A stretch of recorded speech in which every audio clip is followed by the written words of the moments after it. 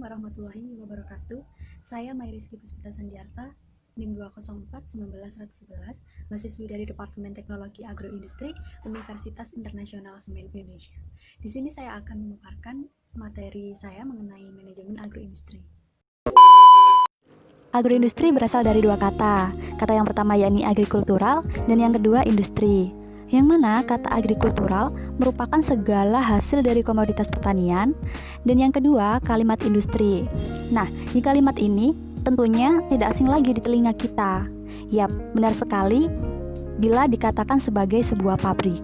Namun, lebih spesifiknya, industri merupakan sebuah lembaga yang berperan dalam proses pengelolaan hingga terciptalah sebuah produk yang memiliki nilai jual dan dapat diterima baik di kalangan masyarakat. Di dalam agroindustri sendiri terdapat 5 subsektor atau ruang lingkup yang besar. Yang pertama pertanian, yang kedua perkebunan, yang ketiga peternakan, yang keempat perikanan, dan yang terakhir kehutanan. Selain itu, ada beberapa dasar keilmuan atau fokusan pada agroindustri. Yang pertama rekayasa sistem, yang kedua teknologi, dan yang ketiga manajemen. Nah, selanjutnya saya akan membahas seputar kondisi agroindustri yang ada di Indonesia. Seperti yang saya tahu bahwa agroindustri yang ada di Indonesia belum bisa dikatakan berhasil dan berjalan sesuai harapan masyarakat di Indonesia. Hal ini dikarenakan Indonesia memiliki bahan baku hasil dari komoditas pertanian yang sangat melimpah, namun masyarakat di Indonesia belum dapat mengolahnya dengan baik. Apabila dibandingkan dengan negara tetangga seperti Malaysia ataupun Vietnam, agroindustri masih belum dapat leading di region ASEAN. Padahal negara-negara tersebut dahulunya belajar pertanian di Indonesia. Nah, agroindustri di Indonesia belum dapat berjalan dengan baik dikarenakan masalah agroindustri di Indonesia cukup kompleks. Permasalahan yang pertama yakni terbatasnya bahan baku dengan kualitas yang sesuai, di mana petani Indonesia belum mampu memenuhi kriteria tersebut. Hal ini dikarenakan di Indonesia masih sulitnya pendanaan dan teknologi yang sesuai dengan rekrutmen bahan baku industri.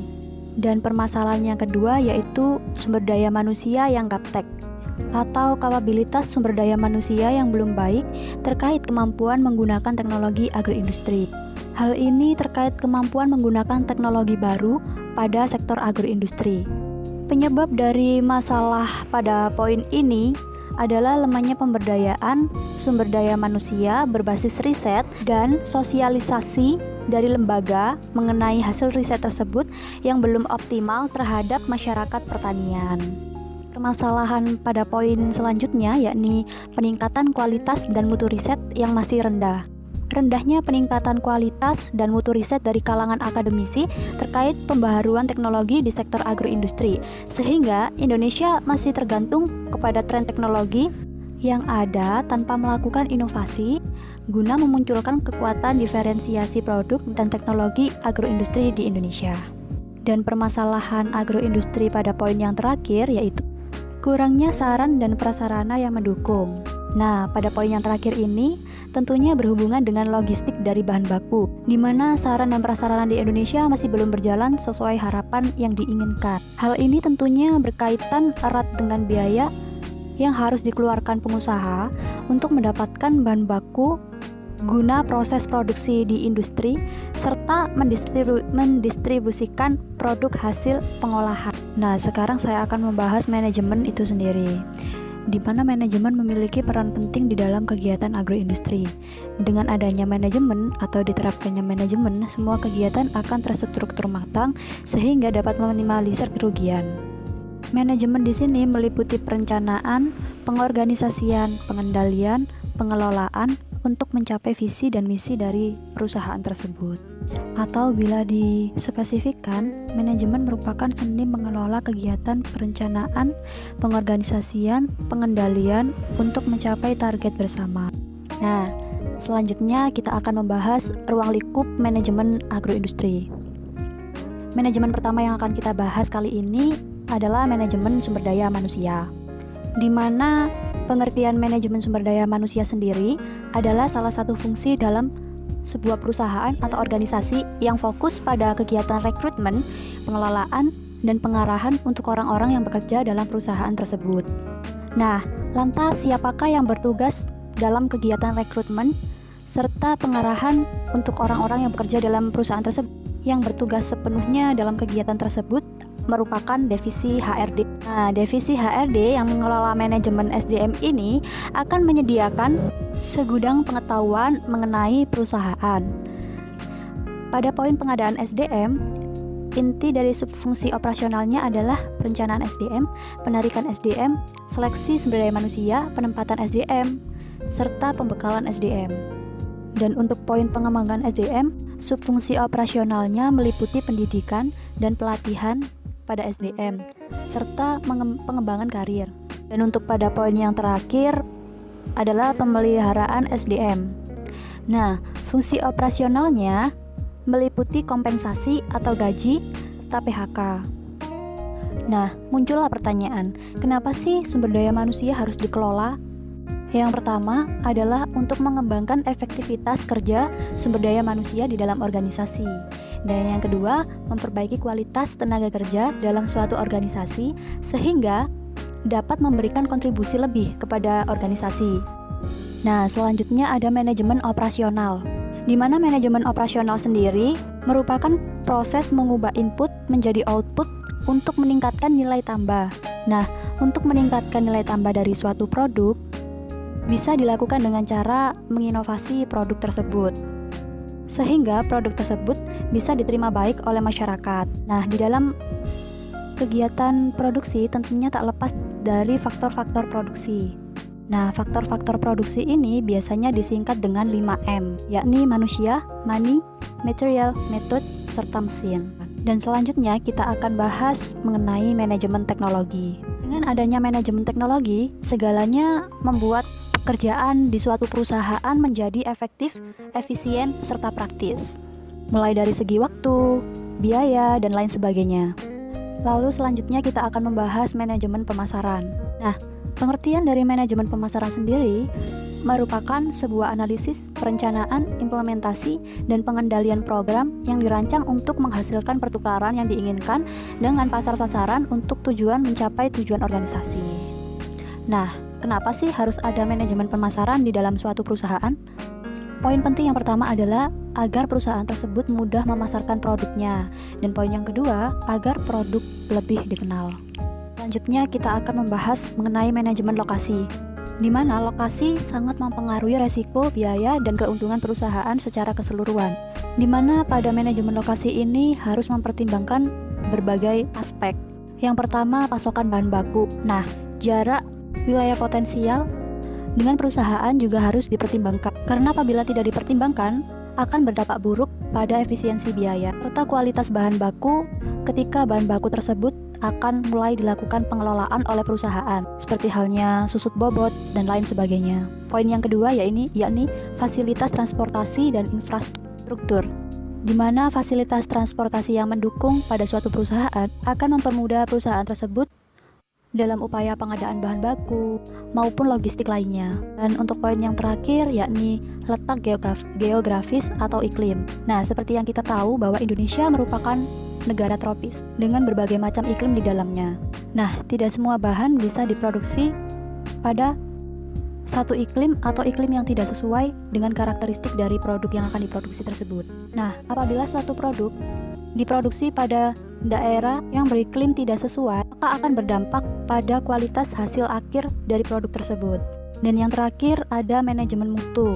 Pengertian dari manajemen mutu sendiri yakni kemampuan suatu organisasi dalam menjaga kualitas mutu dari jasa atau barang yang dilayankan. Pada poin pertama yakni reputasi perusahaan. Maksud dari poin tersebut adalah perusahaan penghasil suatu produk, barang, atau jasa yang bermutu atau berkualitas akan mendapat predikat sebagai perusahaan yang mengutamakan mutu. Oleh karena itu, perusahaan atau organisasi yang bermutu dikenal oleh masyarakat luas dan mendapat nilai lebih di mata masyarakat. Dan dengan adanya produk yang berkualitas akan menimbulkan kepuasan tersendiri bagi pelanggan. Dan adanya manajemen mutu ini, kualitas dari suatu produk bisa terjaga. Nah, selanjutnya saya akan menjelaskan mengenai manajemen yang dapat diaplikasikan. Salah satu manajemen yang dapat diaplikasikan pada sektor agroindustri yakni manajemen pemasaran.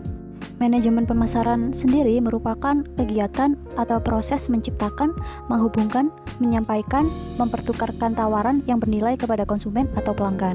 Nah, dengan adanya manajemen pemasaran ini akan memperluas marketplace serta membentuk loyalitas konsumen. Nah, gimana sih cara mendapatkan konsumen yang loyal?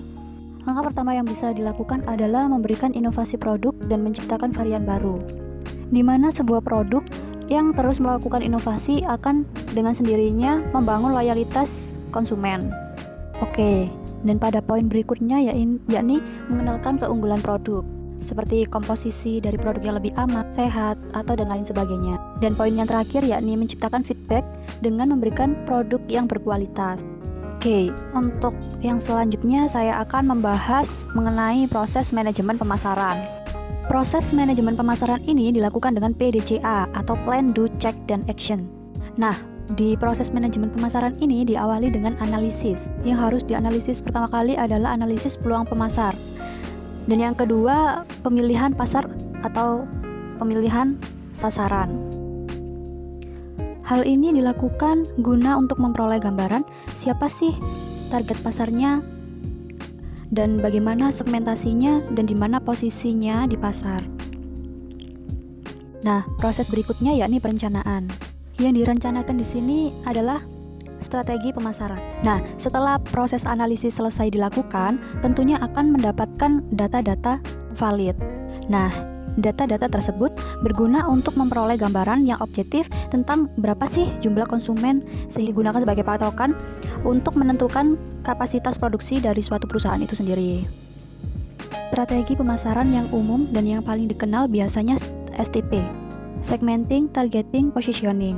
Nah, di dalam STP ini terdiri dari produk, price, place, promotion. Proses berikutnya yaitu implementasi. Diimplementasikan adalah perencanaan program pemasaran yang telah direncanakan sebelumnya.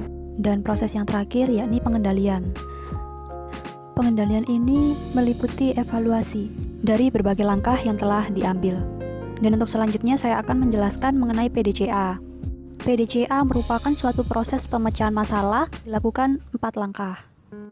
Oke, yang pertama adalah plan atau rencanakan. Di sini plan memiliki arti merencanakan sasaran atau biasa disebut dengan goals atau tujuan. Perencanaan ini biasanya dilakukan untuk mengidentifikasi sasaran dan proses dengan cara mencari tahu hal-hal apa saja sih yang tidak beres, kemudian mencari solusi atau ide-ide untuk memecahkan masalah itu. Selanjutnya pada kalimat do yang artinya kerjakan. Do artinya melakukan perencanaan proses yang telah ditetapkan sebelumnya. Pada konsep ini, kita harus benar-benar menghindari penundaan. Karena apabila semakin kita menunda pekerjaan, maka waktu kita semakin terbuang dan yang pasti pekerjaan akan bertambah banyak. Do ini meliputi implementasi proses. Implementasi proses di sini maksudnya adalah melaksanakan rencana yang telah disusun sebelumnya. Berikutnya ada cek atau evaluasi. Cek di sini berarti melakukan evaluasi terhadap sasaran dan proses serta melaporkan apa saja hasilnya.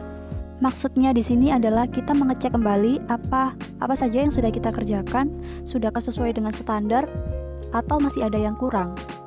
Cek ini meliputi pemantauan dan pengevaluasian proses serta hasil terhadap sasaran dan spesifikasi untuk dilaporkan hasilnya. Dan yang terakhir yakni action. Action berarti melakukan evaluasi total terhadap hasil sasaran dan proses dan menindaklanjuti dengan perbaikan-perbaikan. Nah, apabila apa yang sudah dikerjakan ada yang kurang atau belum sempurna, maka akan dilakukan tindakan untuk memperbaikinya. Seperti yang kita tahu bahwa Indonesia adalah negara agraris yang kaya akan lahan pertaniannya. Apabila dilakukan pengelolaan dengan baik, maka perekonomian masyarakat sedikit banyak akan mengalami peningkatan. Dan hal ini tentunya akan menjadi dampak positif dong pada devisa negara. Salah satunya adalah peningkatan devisa negara. Maka dari itu, yuk mari bersama mengembangkan komoditas agroindustri Indonesia. Karena agroindustri merupakan lokomotif penggerak ekonomi bangsa. Sekian dari saya, terima kasih. Sekian yang dapat saya sampaikan.